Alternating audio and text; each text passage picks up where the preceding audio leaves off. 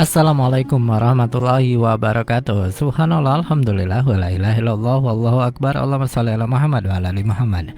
Dipancarloskan langsung dari Jalan Jenderal Sudirman nomor 1 Kompleks Masjid Darussalam, Sangatta Kota Timur, Suada 91,1 FM, Radio Informasi dan Inspirasi Keluarga. Alhamdulillah sahabat Suada, sore hari ini 26 Oktober 2023 atau bertepatan dengan tanggal 12 Rabiul Akhir 1445 Hijriah. Sahabat siaran Bang Darda kembali dapat menyapa sahabat di Inspirasi sore kali ini. Baik sahabat saudara, kita boleh jumpa kita dengan mengucapkan basmalah. Bismillahirrahmanirrahim. Apa kabarnya sahabatku semua? Semoga senantiasa sehat, selalu berbahagia dan dalam lindungan Allah Subhanahu wa taala. Amin ya rabbal alamin. Ya sahabat saudara, sore hari ini kita akan mendengarkan ceramah dari Ustadz Abdul Somad tentang keutamaan perempuan ya. Semoga menginspirasi dan tetap stay tune di sini. Selamat mendengarkan. Bismillahirrahmanirrahim. Assalamualaikum warahmatullahi wabarakatuh. Alhamdulillahirabbil alamin, wassalatu wassalamu ala asyrafil anbiya'i wal mursalin sayyidina wa maulana Muhammadin wa ala alihi wa sahbihi wa man tabi'ahu ila yaumiddin. Subhanaka la ilma lana illa ma 'allamtana innaka antal alimul hakim. Rabbi shrah li sadri wa yassir li amri wahlul 'uqdatam min lisani yafqahu qawli. Bapak, ibu-ibu, hadirin hadirat jamaah fardu zuhur Masjid Agung An-Nur yang dimuliakan Allah Subhanahu wa taala. Sampai pada hari ini 21 Zulhijjah, Allah Subhanahu wa taala masih memberikan umur panjang, kesehatan, istiqamah iman dan Islam. Tak ada yang dapat kita balaskan selain ucapan alhamdulillah rabbil alamin, sebagai ucapan puji syukur kepada Allah, dan supaya apa yang kita lakukan pada siang hari ini bernilai sebagai amal salih. Karena kata Nabi dalam sebuah hadis sahih, kullu amrin zibalin, setiap amal yang baik, walam yabda bihamdillah, kalau tidak diawali dengan ucapan alhamdulillah, puji syukur kepada Allah, fahuwa aqta', maka amal itu putus, tak bernilai di hadapan Allah. Kita ingin amal kita duduk sejenak beberapa menit mengkaji hadis Rasulullah bernilai sebagai amal salih, maka kita tidak ingin dia terputus, tak bernilai, hampa di hadapan Allah, maka kita awali dengan ucapan alhamdulillah. Selanjutnya berselawat dan salam kepada Rasulullah. Allahumma salli ala sayyidina Muhammad wa ala ali Muhammad. Mudah-mudahan dengan memperbanyak salawat dan salam, maka kita termasuk umat Muhammad yang aqrabu majlisan, yang paling dekat majlisnya dengan Nabi, dan mendapatkan syafaat pada hari yauma la yanfa'u malun wala banun, pada hari tak ada gunanya harta dan anak, illa man atallaha biqalbin salim, kecuali orang yang datang menghadap Allah Subhanahu wa taala dengan hati yang bersih, selamat dari segala macam noda dan kotoran. Bapak, ibu, hadirin hadirat yang dimuliakan Allah, hadis yang kita kaji pada siang hari ini disebutkan dalam kitab Sunan Ibnu Majah, juga disebutkan dalam kitab Musnad Ahmad bin Hanbal, diriwayatkan oleh seorang perempuan sahabat Nabi bernama Ummu Atiyah Al-Ansariyah. Akhir nama beliau Al-Ansariyah menunjukkan beliau berasal dari kalangan Ansar dari Madinah Al-Munawwarah. Beliau berkata, "Ghazawtu ma'an Nabi sallallahu alaihi wasallam." Kata Ummu Atiyah Al-Ansariyah, "Ghazawtu ma'an Nabi sallallahu alaihi wasallam." Saya ikut berperang bersama Nabi sallallahu alaihi wasallam. Perempuan zaman Nabi tak hanya sekedar duduk melayani suami, membesarkan anak-anak, mengurus makanan dan lain sebagainya. Ini pengakuan seorang perempuan zaman Nabi. Ghazawtu ma'an Nabi, saya ikut berperang bersama Nabi. Mungkin orang akan mengatakan, mungkin hanya sekali saja Pak Ustaz, mungkin itu hanya kebetulan saja. Beliau mengaku ghazawtu ma'an Nabi sallallahu alaihi wasallam, saya ikut perang bersama Nabi sab'a ghazawatin, 7 kali perang. Jadi kalaulah hitung-hitung dengan kita, jauh kita kalah dengan Ummu Atiyah. Beliau ikut 7 kali, kita setengah kali pun tak pernah ikut perang bersama Rasulullah sallallahu alaihi wasallam. Ghazawtu ma'an Nabi, saya ikut bersama Nabi sab'a ghazawatin, 7 kali ikut perang bersama Nabi sallallahu alaihi wasallam. Apa yang beliau lakukan? Perempuan apakah sama dengan laki-laki perannya dalam perang bersama Rasulullah sallallahu alaihi wasallam? Dalam hadis ini 4 yang beliau lakukan. Yang pertama, akhlufuhum fi rihalihim. ketika mereka pergi ke medan tempur, lalu kemudian onta, kuda, keledai ditinggalkan di perkemahan sebagai alat transportasi untuk kembali ke Makkah, ke Madinah. Akhlufuhum fi rihalihim, saya tinggal menjaga hewan kendaraan tunggangan. Yang kedua, wa asna' lahu at-ta'am wa asna' lahum at-ta'am, saya menyiapkan makanan untuk pasukan perang. Yang ketiga, wa udawil jarha, saya mengobati yang terluka. Jarha yang terkena tusukan pedang, terkena anak tombak, panah dan lain sebagainya. Kemudian yang keempat, wa aqumu 'alal marda, dan saya mengurus yang sakit. Bapak dan Ibu hadirin hadirat yang dimuliakan Allah Subhanahu wa taala, kalau orang Islam tidak mengkaji hadis-hadis Nabi, sejarah sirah Nabi Muhammad sallallahu alaihi wasallam, dan dia tidak punya bekal yang cukup untuk membela Islam, lalu ikut saja arus yang disebut dengan arus gender, yang menyamakan laki-laki dan perempuan, lalu mengatakan Islam ini agama diskriminatif yang melecehkan perempuan dan meletakkan perempuan pada tempat yang tidak selayaknya. Lalu orang-orang yang tidak punya bekal yang cukup pun ikut-ikut hanyut dengan isu gender tersebut. Maka kita mesti kaji lagi kembali kepada Al-Quran dan Sunnah. Apa kata Nabi SAW? Taraktu fikum amraini, ku tinggalkan pada kamu dua perkara saja. Lan tadillu abada. Terima kasih. In tamassaktum bihima, kalau kamu pegang teguh yang dua ini, lan tadillu abada, kamu tak akan sesat. Kitab Allah, Al-Quran wa sunnati, dan sunnah Rasulullah SAW. Siang ini hadis menyebutkan sahabat seorang perempuan Ummu Atiyah mengaku ikut perang 7 kali bersama Nabi, tapi tidak dia ikut serta. Walaupun dalam riwayat lain ada juga perempuan yang ikut membunuh karena membela diri ketika itu pasukan musuh datang menyerang. Tapi dalam khusus kasus ini ada poin-poin tertentu yang dilaksanakan perempuan yang tak dapat dilakukan oleh laki-laki. Bapak dan Ibu hadirin yang dimuliakan Allah, bagaimana pula kedudukan perempuan dalam Al-Quran? Allah Subhanahu wa taala menceritakan tentang perbuatan baik, melarang yang jahat, mengajak yang baik. Tak disebutkan hanya pada laki-laki saja. Padahal ketika bercerita tentang salat, yang disebutkan dalam bentuk kata dhamir laki-laki, allazina yuqimunas salah, tak disebutkan allai yuqimnas salah, karena dalam bahasa Arab ada mudzakkar, ada muannas. Disebutkan allazina yuqimunas salah dalam bentuk mudzakkar tanpa menyebutkan perempuan. Begitu juga ketika menyebut tentang masalah puasa, ya ayyuhallazina amanu, wahai orang beriman, kutiba alaikumus shiyam. Kum, laki-laki. Padahal kalau perempuan disebutkan kutiba alaikunna tanpa menyebutkan perempuan. Laki-laki disebut, perempuan sudah masuk ke dalamnya. Tapi ketika berkaitan dengan perintah amar ma'ruf nahi munkar, perbuatan yang baik, mengajak yang baik, melarang yang jahat, apa kata Allah Subhanahu wa taala?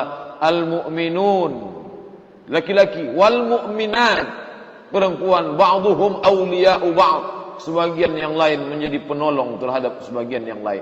Apa maknanya? Semua punya peran serta masing-masing sesuai dengan kemampuan dirinya, tanpa harus mengambil jatah porsi yang lain, sesuai dengan apa yang diberikan Allah, fitrah kodratnya sebagai perempuan. Bapak dan Ibu hadirin hadirat yang dimuliakan Allah Subhanahu wa taala, jika pada zaman Nabi saja perempuan sudah diizinkan berperang, ikut bersama Nabi bahkan 1-2 kali, bahkan 7 kali, lalu bagaimana dengan peran serta umat Islam muslimah khususnya di zaman sekarang? Maka tidak menafikan, karena Nabi SAW mengajarkan itu sejak zaman Nabi SAW. Itu pula yang dilanjutkan oleh Khulafaur Rasyidin. Meninggal Nabi Muhammad, digantikan oleh Abu Bakar Siddiq.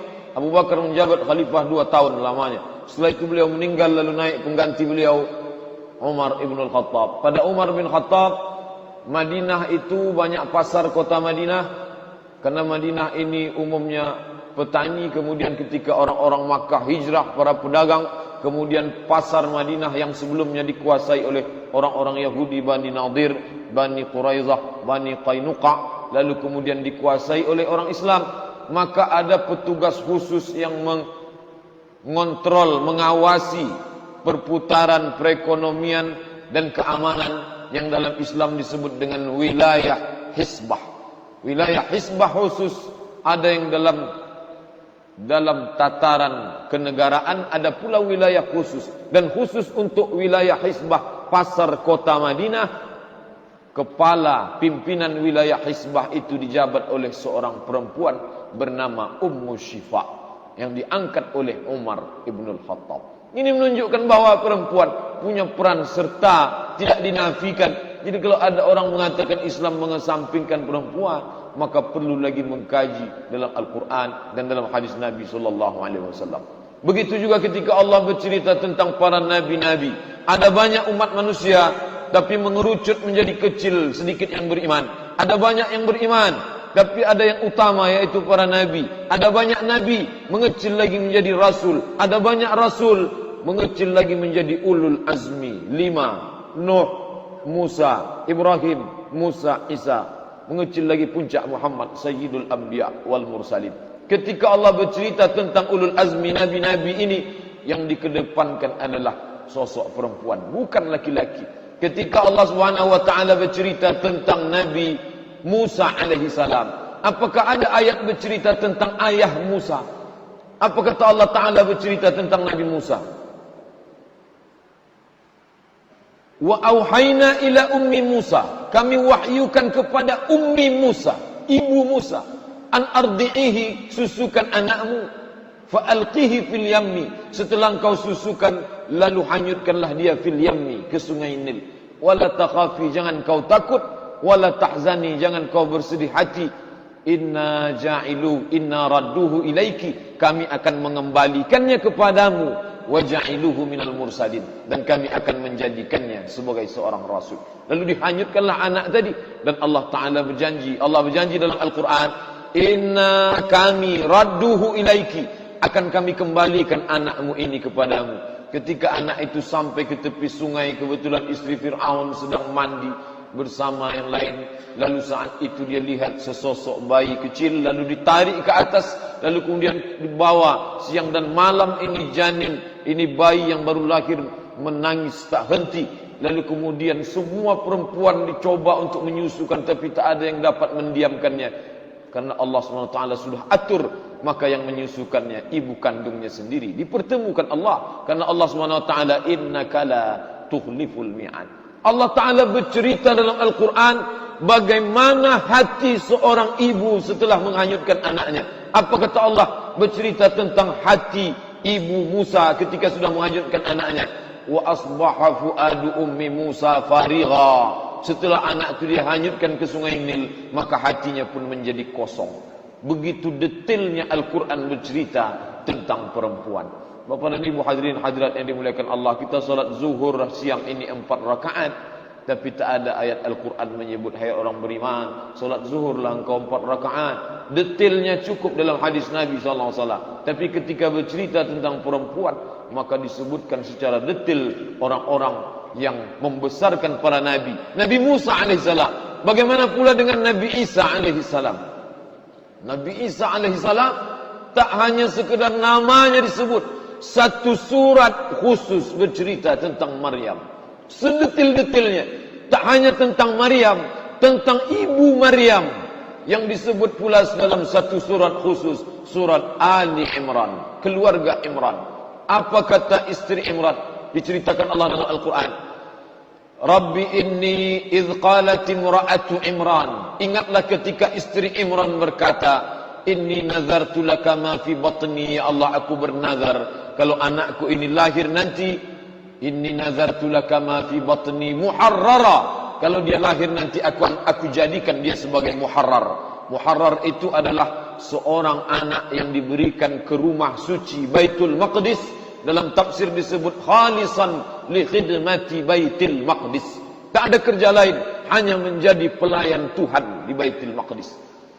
Falamma wada'atha, ketika istri Imran melahirkan anaknya, Rabbi inni wada'tuha unsa, ya Allah, ternyata yang aku lahirkan anak perempuan. Menjadi pelayan Baitul Maqdis tak boleh perempuan, mesti laki-laki. Rabbi inni wada'tuha unsa, ya Allah, ternyata yang lahirnya anak perempuan. Wa inni sammaituha Maryam, aku beri dia nama Maryam. Wa inni u'idzuha bika, aku berlindung kepadamu tentang dia yang baru lahir. Wa dzurriyyataha, dan anak cucu keturunannya yaitu Isa, minasyaitonir rajim, supaya engkau lindungi dia dari syaitan yang dirajam, yang terkutuk. Al-Quran tak hanya bercerita tentang ibunya, tapi juga bercerita tentang bapaknya. Kullama dakhala 'alaiha Zakaria al-mihrab, setiap kali Zakaria, karena dia lahir sebagai anak yatim, karena Imran meninggal ketika dia dalam kandungan, lalu diasuh oleh Zakaria. Setiap kali Zakaria masuk ke tempat ibadah Maryam, wajada indaha rizqa, dia dapati di dalam tempat ibadah itu makanan. Dalam tafsir disebut buah-buahan musim dingin ada di musim panas ada di musim dingin. Lalu tak masuk akal, dia bertanya, "Anna laki hadza?" Dari mana engkau dapat ini, hai Maryam? Apa jawab Maryam? Itu datang dari Allah Subhanahu wa taala. Innallaha yarzuqu man yasha' bighairi hisab. Allah Subhanahu wa taala kalau dia mau, maka dia berikan sesuatu tanpa hisab. Lagi-lagi bercerita tentang perempuan. Bapak dan Ibu hadirin hadirat yang dimuliakan Allah Subhanahu wa taala, tapi ketika bercerita tentang Nabi Nuh pun Al-Quran bercerita tentang perempuan, tapi bukan perempuan yang baik, tapi perempuan yang tak baik.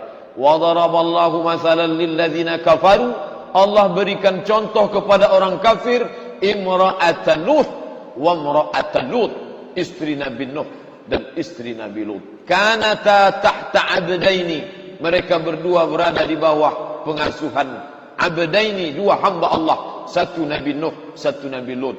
Tapi semuanya fakhanatahuma, melakukan pengkhianatan yang tak baik. Bapak dan Ibu hadirin hadirat yang dimuliakan Allah Subhanahu wa taala, maka sampailah pada masa Nabi Muhammad sallallahu alaihi wasallam seorang yang namanya tak pernah dipakai sebelum dia lahir. Tak ada orang memakai Ahmad, tak ada memakai Muhammad sebelum Nabi Muhammad lahir. Lalu lahirlah seorang sosok Ahmad Muhammad. Dalam Quran disebut Ahmad. Ya'ti min ba'di ismuhu Ahmad. Akan datang Nabi setelah aku, kata Isa.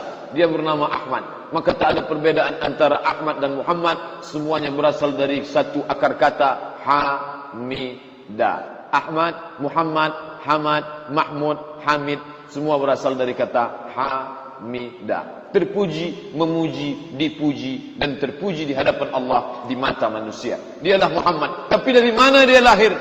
Muhammad lahir dari rahim Aminah, seorang perempuan yang memegang amanah. Seorang yang memegang amanah disebut dengan Al-Amin ketika laki-laki, dan ketika perempuan dia disebut Aminah. Dari amanah maka lahirlah Muhammad sallallahu alaihi wasallam. Bapak dan Ibu hadirin hadirat yang dimuliakan Allah Subhanahu wa taala, maka Islam tak mengesampingkan perempuan. Nabi-nabi yang hebat kuasa, dia pukulkan saja tongkatnya, famfajarat min husnata asyrata aina, memancar 12 mata air.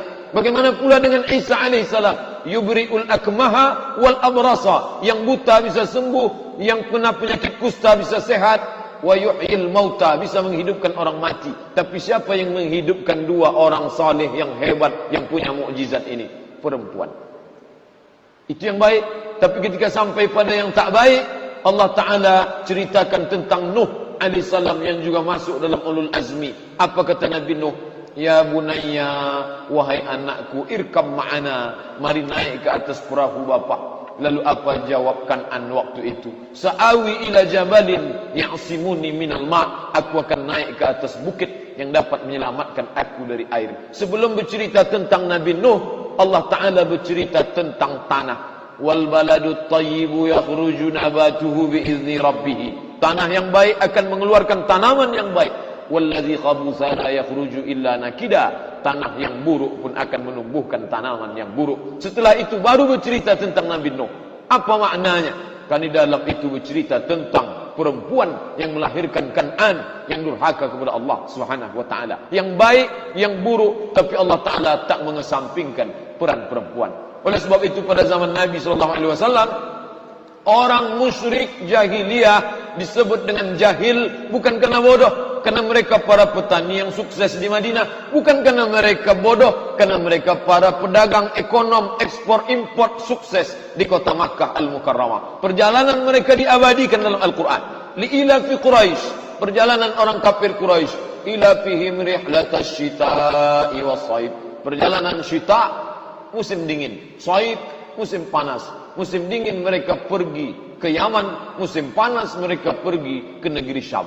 Dari Yaman ke negeri Syam paling tidak melewati 6 negara. Ke bawah Yaman, Saudi Arabia, Suriah, Lebanon, Palestina, Yordania. Apakah masuk akal orang jahil bodoh idiot bisa ekspor impor ke 6 negara? Orang-orang hebat Lalu di mana letak jahilnya? Jahil dalam mendudukkan orang pada tempatnya. Di mana letak jahil mereka? Zaman dulu mereka menganut poligami tanpa batas. Ketika seorang menikah, lalu kemudian istri pertama melahirkan anak laki-laki dan perempuan. Lalu si suami tadi menikah lagi beberapa kali sampai pada istri yang terakhir meninggal dunia. Maka istri yang terakhir itu boleh diwarisi dari anak pertama dari istri pertama. Adakah yang lebih jahil daripada itu? Adakah lebih bodoh daripada itu? Bukan bodoh akal otak idiot, tidak, tapi bodoh dalam hal meletakkan perempuan pada tempatnya. Kalau diberi kabar, idza busyira ahaduhum bil unsa, kalau diberitahu ada berita lahir anak perempuan, iswadda wajhuhu, wajahnya menghitam, wa huwa kazim, marah, bercampur malu, punya anak perempuan. Bahkan yang pernah melakukan itu Umar ibn al-Khattab. Dia tanam hidup-hidup anaknya. Maka setelah selesai salat, suatu ketika dia merenung, merengut, wajahnya berkerut. Sahabat bertanya, mengapa engkau begitu muram hari ini wahai Umar? Apa kata Umar? Aku ingat dulu pada masa jahiliyah, ketika sampai berita anakku perempuan, lalu aku bawa dia ke gurun pasir, aku gali tanah pasir yang panas, aku masukkan dia ke dalam, lalu aku timbun, bercampur antara sayang, benci, luka dan marah. Maka saat dia sakratul maut, aku tak tahan, tetap aku tinggalkan tanganku di dalam. Lalu dia menggenggam saat sakratul maut. Bila ingat saat itu, penyesalan yang mendalam. Maka diabadikan dalam Al-Quran, wa ilal mau'udatu su'ilat. Anak-anak yang dikubur hidup-hidup, mereka semua akan ditanya di padang mahsyar, bi ayyi dzambin qutilat, atas dosa apa mereka dibunuh. Diabadikan itu dalam Al-Quran. Bagaimana mereka malu punya anak perempuan. Bapak dan Ibu hadirin hadirat yang dimuliakan Allah. Tapi ketika Islam datang, Islam tidak menjadikan perempuan sebagai harta warisan, tapi Islam malah memberikan harta warisan kepada perempuan. Walahunnar rubu'u illam yakul lakum walad. Hai para perempuan, kamu dapat 1/4 harta istrimu kalau tidak ada anak. Fa in kana lakum waladun falahunnas sumun. Kalau kamu punya anak wahai laki-laki, istrimu mendapat 1/8. Islam mengangkat derajat begitu tinggi dan didudukkan pula, disandingkan namanya dengan nama laki-laki, al-mu'minun wal mu'minat, al-qanitun wal qanitat, as-salihun was salihat. Mengapa didekatkan? Karena memang kedudukannya sama di hadapan Allah Subhanahu wa taala. Maka diajarkan dalam Islam, inna khalaqnakum min dzakarin wa untha wa ja'alnakum syu'uban wa qabaila. Tapi yang paling mulia, inna akramakum indallah, yang paling mulia di sisi Allah, atqakum, yang paling takwa kepada Allah Subhanahu wa taala. Apakah kalau dia bersanding hidup dengan orang yang kafir, zalim, musyrik, jahat, gugurkah keimanannya di mata Allah? Allah Ta'ala bercerita dalam Al-Quran, kalau istri Nabi menjadi orang yang baik, wajar, masuk akal. Tapi yang diceritakan dalam Al-Quran, istri Fir'aun.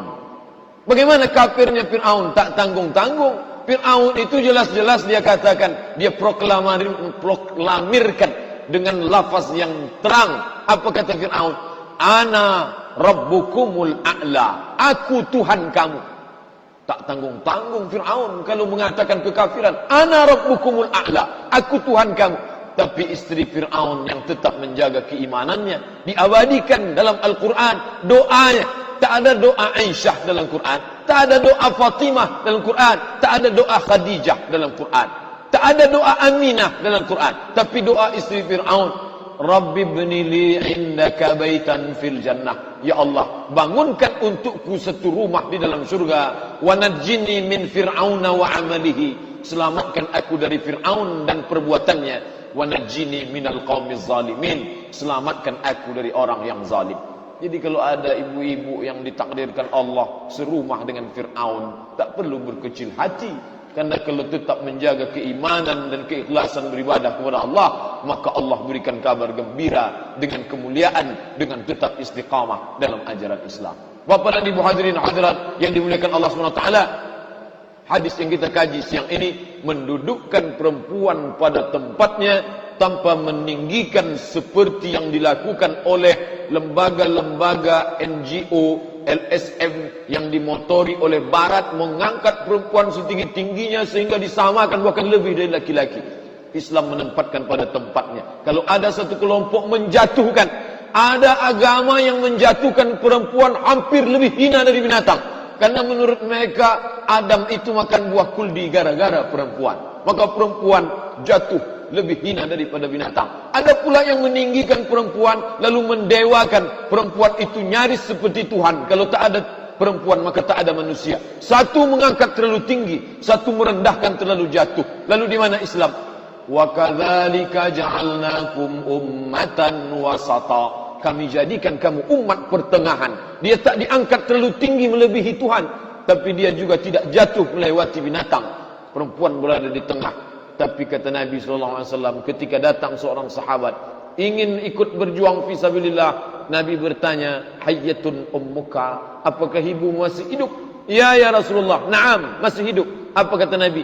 Ilzam rijlaiha fasammal jannah. Kamu urus kedua tapak kakinya, kau dapati surga di sana. Bapak dan Ibu hadirin hadirat yang dimuliakan Allah Subhanahu wa taala, mudah-mudahan hadis yang kita kaji siang ini mengembalikan pemahaman kita yang utuh. Andai ada orang melecehkan agama kita, mengatakan diskriminatif, merendahkan dan lain sebagainya, maka kita bicara berdasarkan fakta dan data dari Al-Quran dan hadis-hadis Nabi Muhammad SAW. Karena pelecehan yang dibalas dengan kemarahan, memang itulah yang ingin dipancing orang untuk menunjukkan kelemahan kita dan kelemahan agama. Padahal Islam tak ada kelemahan di dalamnya, tapi kita dapat menjawab itu jika kita paham tentang agama kita. Mudah-mudahan apa yang kita kaji siang ini menjadi amal saleh, dapat memberikan motivasi. Terima kasih perhatian Bapak dan Ibu. Mohon maaf, mungkin ada yang ingin ditanyakan, ada kertas, baik kita jawab insyaAllah.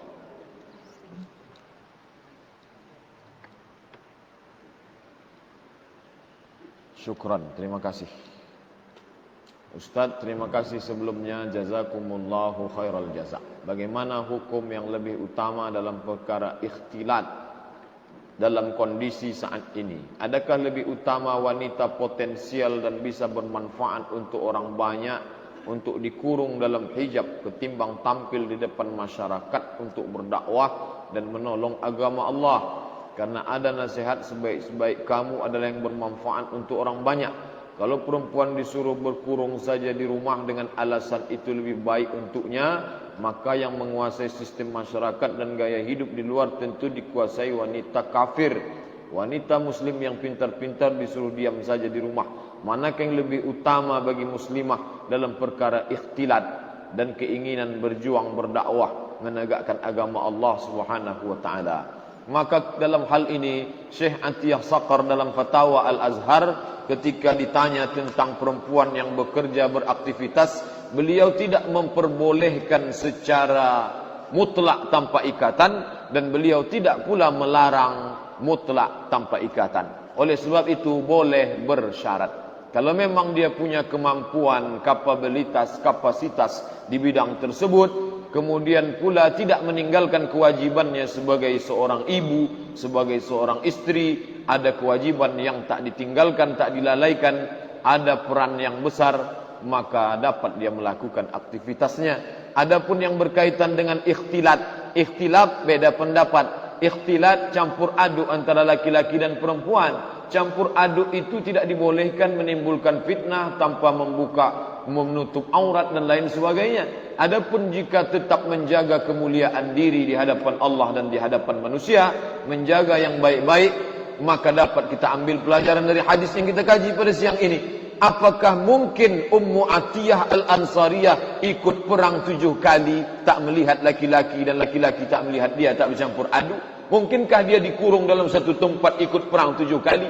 Maka bagi orang yang punya akal sehat dapat meyakini boleh, tapi bersyarat tetap menjaga kaedah-kaedah agama. Oleh sebab itu perempuan yang menutup auratnya, menjaga kehormatan dirinya, tidak menjerumuskan diri dalam perbuatan yang haram, dan tidak pula meninggalkan kewajibannya sebagai istri dan ibu bagi keluarganya, maka dia termasuk orang-orang yang berjihad di jalan Allah Subhanahu wa taala.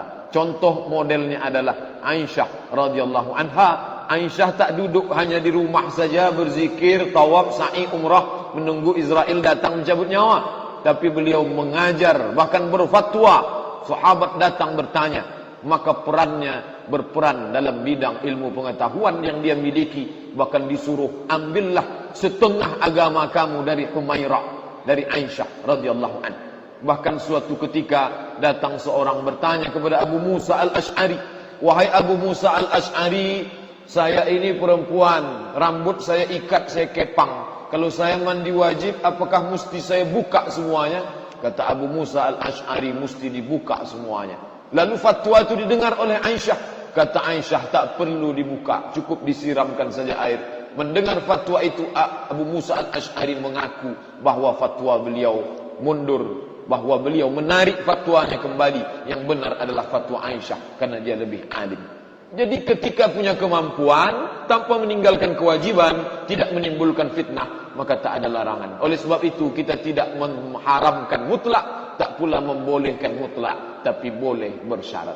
Wallahu a'lam bishawab. Terima kasih perhatian Bapak dan Ibu. Mohon maaf banyak kata tak berkenan di hati. Mudah-mudahan duduknya kita sejenak bernilai amal salih dan diberikan balasan oleh Allah Subhanahu wa taala. Kita lanjutkan kertas yang kedua. Boleh tidak orang kafir dapat pembagian daging kurban? Kalau kita katakan boleh, tak boleh, toh daging itu sudah habis juga. Di lingkungan kita, perempuan, laki-laki yang berkurban, membagikan hewan kurban kepada non-muslim, Yahudi, Nasrani, Konghucu, Hindu, Buddha, animisme, bahkan ateis sekalipun, maka hukumnya boleh bersyarat. Syarat yang pertama, kurbannya kurban sunnah. Kurban wajib tak boleh. Apa kurban wajib itu Pak Ustadz? Kurban nazar. Saya bernazar, kalau lulus anak saya masuk tanpa ikut SNMPTN berkurban tahun ini, maka dagingnya tak boleh bagi orang kafir. Mesti orang muslim semua. Syarat pertama, kurban sunat, bukan kurban wajib. Yang kedua, orang Islam dapat. Jangan gara-gara si kafir orang Islam tak dapat. Menitik air liur orang Islam, menengok orang pakai palang salib makan daging kurban. Haram hukumnya. Oleh sebab itu kita bagi. Apa dalilnya Pak Ustaz? Tak boleh berpendapat tanpa dalil. Datang seorang perempuan bernama Asma kepada Nabi. Dia mengadu ibunya yang musyrik mau menjumpai Nabi. Ya Rasulullah, ummi qadimat. Wahai Rasulullah, ibu saya tak Islam. Dia datang dari Makkah mau jumpa saya. Boleh tak saya jumpa ibu saya? Apa asiluha? Boleh saya sambung silaturahim dengan ibu saya? Kata Nabi, siliha, sambung silaturahim dengan ibumu yang tak Islam itu. Apa i'tiha? Boleh saya beri hadiah untuk ibu saya? Kata Nabi, i'tiha, berilah hadiah untuk ibumu. Ini dalil boleh memberi hadiah yang sunat. Yang wajib tak boleh. Maka zakat tak boleh. Zakat fitrah, zakat mal tak boleh bagi. Termasuk kurban wajib tak boleh bagi. Tapi yang sunat boleh bersyarat. Wallahu a'lam bishawab. Terima kasih. Mohon maaf. Kita tutup dengan membaca kafaratul majlis sesuai sunnah Rasulullah. Subhanakallahumma wa bihamdika asyhadu an la ilaha illa anta astaghfiruka wa atubu ilaik. Assalamualaikum warahmatullahi wabarakatuh. Waalaikumsalam warahmatullahi wabarakatuh. Ya sahabat saudara, tadi sudah kita dengarkan ceramah bersama Ustaz Abdul Somad tentang keutamaan perempuan. Masya Allah, semoga menginspirasi. Terima kasih atas perhatiannya, terima kasih atas partisipasinya. Alhamdulillahirrabbilalamin. Wassalamualaikum warahmatullahi wabarakatuh.